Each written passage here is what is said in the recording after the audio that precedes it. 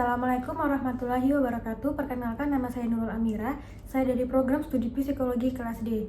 Jadi di sini saya akan menjelaskan bagaimana menjadi mahasiswa yang bergaya hidup sehat, kerja keras, percaya diri, berjiwa wirausaha, dan juga mandiri.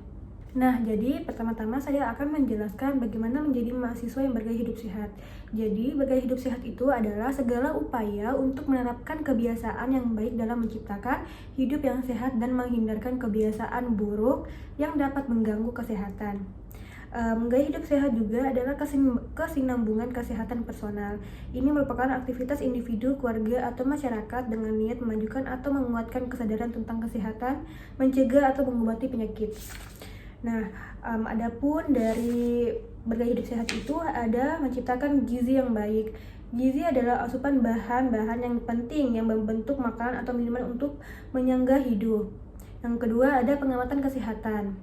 Pengamatan kesehatan ini penting untuk kesehatan personal ini pada prinsipnya tergantung pada pengamatan kita baik aktif atau pasif atas kesehatan kita pada kehidupan sehari-hari. Yang ketiga adalah olahraga yang teratur. Olahraga atau latihan fisik adalah aktivitas tubuh yang mendorong atau melangsungkan kebugaran fisik dan kesehatan tubuh. Yang keempat ada aktivitas sosial. Kesehatan pribadi tergantung pula pada struktur sosial kehidupan. Kelangsungan hubungan sosial yang kuat dihubungkan dengan kondisi kesehatan yang baik, umur panjang, produktivitas, dan sikap yang positif. Selanjutnya adalah kebersihan. Kebersihan di sini berarti kegiatan menjaga tubuh agar tetap bersih untuk mencegah infeksi dan penyakit dan menghindarkan kontak dengan agen-agen yang terinfeksi. Selanjutnya adalah manajemen stres. Stres psikologis yang lama dapat berdampak negatif atas kesehatan, yaitu dengan terjadinya kerusakan kognitif yang diperparah dengan usia tua, depresi, dan ekspresi terhadap penyakit. Selanjutnya adalah program dan layanan kesehatan. Program kesehatan dapat berupa layanan kesehatan yang merupakan pencegahan, pengobatan, dan manajemen penyakit dan menjaga kesehatan mental dan fisik melalui layanan oleh profesi medis. Selanjutnya adalah kesehatan masyarakat. Kesehatan masyarakat adalah ilmu dan seni mencegah penyakit, memanjangkan umur, dan mempromosikan kesehatan melalui upaya-upaya terorganisasi dan pilihan-pilihan yang diinformasikan dari suatu masyarakat organisasi baik bersifat publik atau privat. Selanjutnya adalah pendidikan kesehatan. Masyarakat yang sehat adalah masyarakat yang sudah mengerti bagaimana untuk sehat, yaitu ketika siap untuk berusaha untuk tetap mengamati kesehatan mereka sehari-hari. Ketika setiap orang sadar sosial, ketika kebersihan tetap terjaga di mana saja mereka berada, dan ketika tiap orang bisa mengatasi masalah stres mereka. Selanjutnya ada menjadi mahasiswa yang kerja keras. Kerja keras adalah perilaku yang menunjukkan upaya sungguh-sungguh dalam mengatasi berbagai hambatan guna menyelesaikan tugas dengan sebaik-baiknya. Apa yang diindikasikan dalam upaya pantang menyerah itu adalah diantaranya bagaimana orang itu pertama, satu, menunjukkan kesungguhan dalam melakukan tugas. Kedua ada tetap bertahan pada tugas yang diterima walaupun menghadapi kesulitan. Yang ketiga adalah berusaha mencari pemecahan terhadap permasalahan. Yang selanjutnya adalah pantang menyerah adalah salah satu tanda dari kerja keras, yaitu usaha menyelesaikan kegiatan atau tugas secara optimal. Kerja keras ini dapat ditandakan dengan satu, menyelesaikan tugas dalam batas waktu yang ditargetkan. Kedua, menggunakan segala kemampuan atau daya untuk mencapai sasaran. Ketiga adalah berusaha mencari berbagai alternatif pemecahan ketika menemui hambatan. Nah, selanjutnya ada menjadi mahasiswa yang percaya diri. Jadi, percaya diri di sini adalah sikap yakin akan kemampuan diri sendiri terhadap pemenuhan tercapainya setiap keinginan dan harapannya. Nah, percaya diri adalah keyakinan bahwa orang mempunyai kemampuan untuk melakukan sesuatu untuk mencapai tujuan tertentu. Percaya diri juga merupakan keyakinan orang atas kemampuannya sendiri untuk menghasilkan level-level pelaksanaan yang memenuhi kejadian-kejadian yang mempengaruhi kehidupan mereka. Memiliki keyakinan. Percaya diri berarti keyakinan pada diri. Eric Fromm pada tahun 1953 menyatakan bahwa untuk memiliki keyakinan diperlukan keberanian, kemampuan untuk mengambil resiko, kesediaan untuk menerima penderitaan dan kekecewaan. Nah, selanjutnya adalah persamaan kesempatan. Namun, kepercayaan diri saya tidak cukup. Ia perlu infrastruktur dan jaminan bahwa masyarakat pun mendukung kepercayaan dirinya. Selanjutnya adalah menghilangkan inferioritas. Dengan percaya diri, kita sebetulnya diajari bahwa kita adalah manusia yang sama dengan yang lainnya. Jika ada yang lebih maju, kita katakan bahwa kita juga manusia seperti mereka.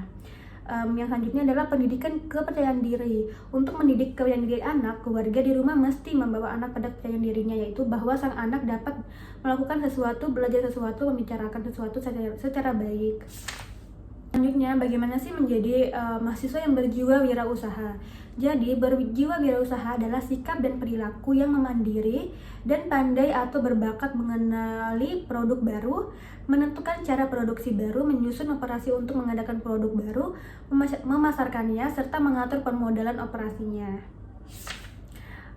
Di sini ada hakikat wirausaha. Jadi, berwirausaha atau entrepreneurship adalah tindakan menjadi seorang usahawan yang dalam bahasa Perancis kata itu berarti orang yang melakukan inovasi dan mempunyai keahlian keuangan dan bisnis dalam rangka mentransportasi inovasi menjadi benda-benda ekonomis.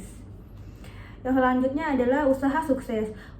Usahawan yang sukses ciri-ciri yang unik dan hampir sama. Jika orang itu berhasrat menjadi usahawan yang sukses, ia harus mengubah sifat-sifatnya supaya hampir sama dengan orang yang telah sukses. Menurut MC Grad tahun 1992. Sementara itu, Falk dan Foy tahun 1981 berpendapat bahwa ada nilai-nilai pribadi utama yang menyumbangkan kepada kesuksesan seseorang usahawan itu. Menurut mereka, usahawan yang sukses adalah usahawan yang menginginkan prestasi, kebebasan bekerja dalam organisasi kecil, bercita-cita tinggi, mempunyai keyakinan yang tinggi, berorientasi ke depan, mengharapkan ganjaran tinggi, bisa tahan terhadap kesukaran, dan sanggup berkorban apa saja demi kesuksesan. Selanjutnya adalah menjalani wirausaha. Terdapat 3 komponen penting yang bisa dikembangkan menjadi metode manajemen beretika. Ketiga komponen itu menyentuh hal-hal yang berkaitan dengan manajemen strategis, operasi kewirausahaan, dan metode pembuatan keputusan.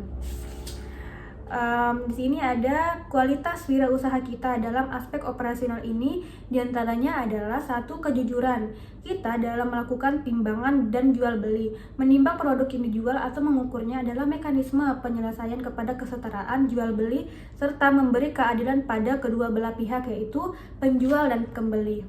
Kedua adalah ketelitian kita dalam pembukuan. Pembukuan adalah sangat penting bagi seorang usahawan karena pembukuan yang lengkap memudahkan usahawan dan menganalisis usahanya.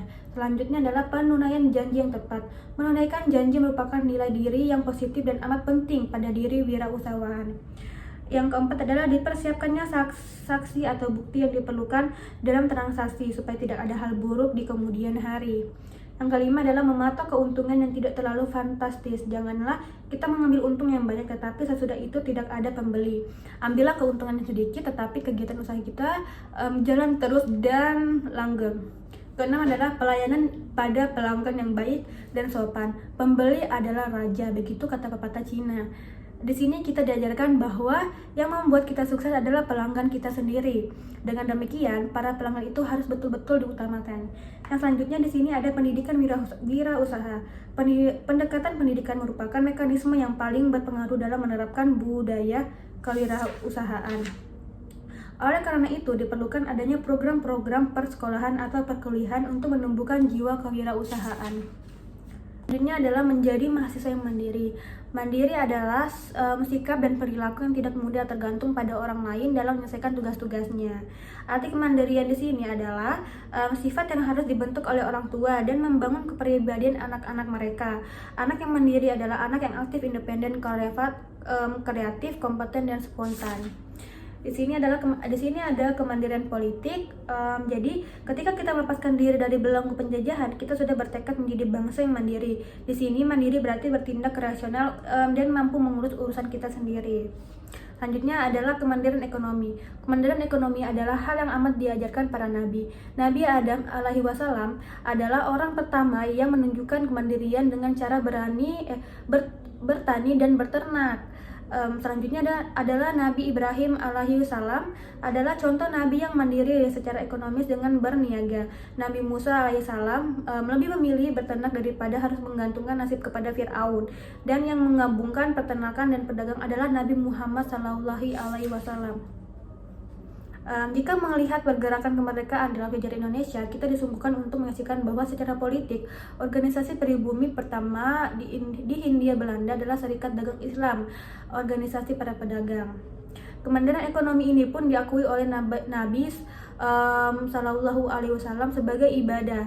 Pernah Nabi melihat seorang laki-laki yang benar-benar telah memutuskan diri dari segalanya untuk beribadah di masjid. Nabi pun menanyakan siapa yang menanggungnya. Ada yang menjawab saudaranya. Maka Nabi pun bersabda, yang artinya bahwa saudaranya itulah yang sebenarnya lebih tekun beribadah daripada dia. Yang selanjutnya adalah faktor budaya.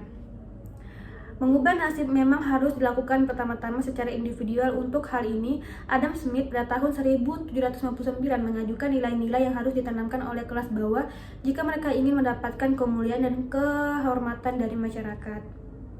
Ciri-ciri kemandirian seperti sabar, rajin, tahan banting, dan aplikasi pemikiran adalah sumber-sumber utama kesuksesan. Dan karena sifat-sifat itu tidak ditemukan pada mereka yang lahir dari kelas atas, Smith memberikan pernyataan bahwa itulah alasan kenapa bahkan dalam kerajaan jabatan-jabatan tertinggi itu biasanya dimiliki dan semua detail administrasi dilakukan oleh orang-orang yang dididik di kalangan menengah atau kelas bawah. Selanjutnya adalah pendidikan kemandirian.